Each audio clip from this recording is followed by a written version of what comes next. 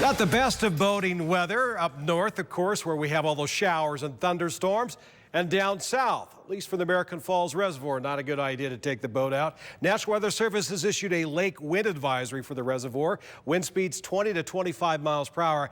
That is strong enough to create some very rough chop, and if you're in a small boat, well, that rough chop could capsize that small boat. So hold off. Yeah, I would just hold off until tomorrow. The showers and thunderstorms continue to push into Yellowstone. We got a little activity too around Spencer, just north up in the Monida Pass. You can see a lot of lightning strikes, but fortunately we're getting some rain. We are seeing some gusty winds. At one point, radar indicated wind speeds of about 45 miles per hour. So why are we getting all that moisture? Kind of a little farther south today. We have an area of low pressure up in western Montana. The highway for the storms is lowered a little bit. We expected that, so yeah, we get the thunderstorms and the showers. Most of that, though, will be long gone late this evening as high pressure starts to build in.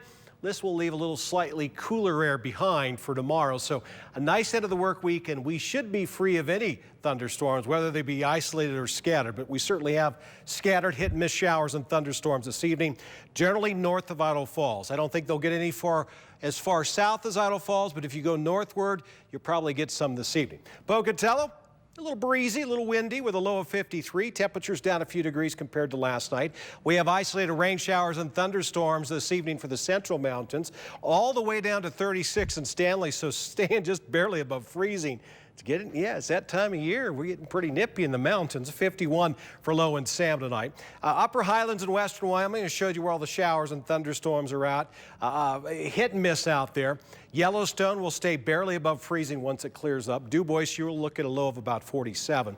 47 for a low in Soda Springs, and just a partly cloudy sky this evening for the southeast corner. So Steve Coons over in Montpelier, you don't have to worry about any storminess. We've had a lot of wind lately. That'll probably continue this evening. 53 for a low temperature Malad City. Tomorrow, not quite as warm as it has been lately. Check out Montpelier. Been used to the 80s lately. Well, tomorrow, 78 degrees. Okay, Soda Springs, 78. For the Upper Highlands, we got 70s all over the place. A comfortable day in Afton at 75. Maybe sweater weather in Yellowstone with a high of 66.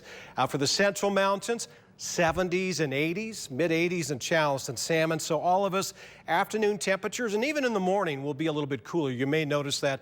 And you may notice, too, that Snake River Plain not quite as warm as it was today. Highs lower to mid-80s. That's actually a little bit on the cool side for this time of year. We'll continue with the sunshine, and we'll continue with some wind as well. We'll call it breezy, at least through the weekend. Southeast Idaho Chevy Dealer 7-day forecast. We are not done yet with summer. So enjoy the 80s while they last. Come Sunday, we're in a nice stretch of 90-degree temperatures, mid-90s Monday through Wednesday into Thursday. Hot next week. Idaho Falls 7-day forecast. Nice end of the work week going into the weekend. Almost 90 on Sunday. Will be dry with 90s at least for 4 days in a row next week. Teton area. We got dry weather. Clear through next Thursday. Temperatures warm in the mid-80s. For the Central Mountains, we're dry for the next 7 days. Highs in the 80s through the weekend. And the 90s are back next Monday through Wednesday.